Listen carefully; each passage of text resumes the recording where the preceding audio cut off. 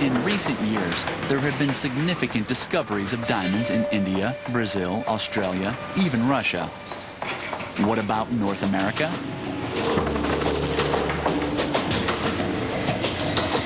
In the 1980s, two geologists, Chuck Phipke and Stu Blouson, began looking for diamonds closer to home.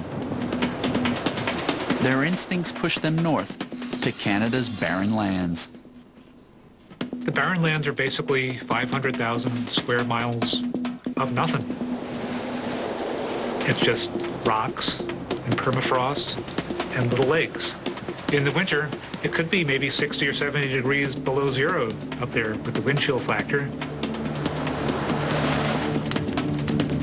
For nearly a decade, their operation in Canada proved to be a brutally futile business. Until one day in 1991. They drilled a hole, went down several hundred feet under a lake, and they brought a core back up. Chuck Phipke puts the little residue under his microscope, and lo and behold, there's a bunch of little diamonds sitting in front of him. They managed to keep it a secret for a few months. But as a publicly traded company, they had to report what they found. It happened within a matter of days. De Beers and other companies began hiring planes and helicopters and flew out to this area. And they began staking claims all around Chuck Phipke and his company. A Klondike-style rush swept over the tundra. Ownership of the unregulated lands could be had by simply marking property borders and squatting on the land. Today, the number of diamond-rich mines in the barren lands continues to grow. The discovery has transformed Canada from a country that once imported all of its diamonds to an exporter of about 15% of the world's market. These are fantastic gem-grade diamonds. That's why these mines are so incredibly valuable. This makes these mines some of the richest places on Earth.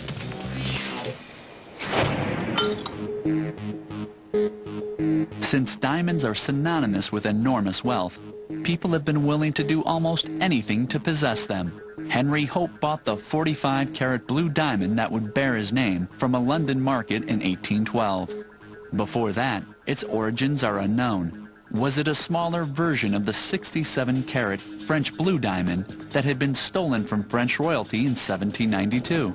In 1910, French jeweler Pierre Cartier reset the Hope, surrounding it with colorless diamonds. He claimed it was cursed, perhaps to increase its mystique, and then resold it.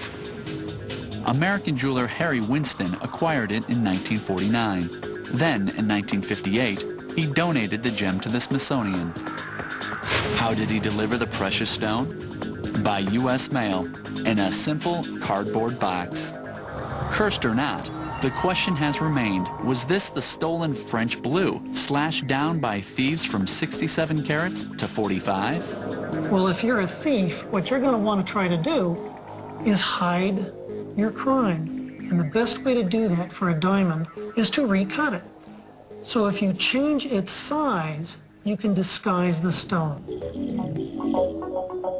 Beginning in 2004, a team of experts at the Smithsonian attempted to solve the long-standing mystery.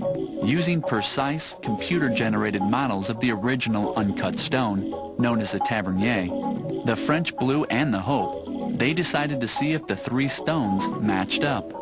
It took nearly a year to measure and recreate the stones. Here's the French blue, and here's the Tavernier, and let's see if they will fit together. First we'll have to spin them around and then align them, and as you see, when we pull them into alignment, the French blue kind of disappears inside the Tavernier. And what about the Hope? Will it fit inside the 67-carat diamond that was stolen from the French crown over 200 years ago? When I started putting the French blue together with a Hope diamond, I was expecting it to not fit together. But they do fit, nearly perfectly. Yeah, the geometry matches, the weight matches. There's only one way I can spin it around here to make the fit. I'd say that's an excellent fit. That's a really tight fit. On February 9th, 2005, the Smithsonian published the findings and officially acknowledged the Hope diamond to be part of the stolen French blue crown jewel. But finders keepers. There are no plans to return it to the French. And now you're in the know.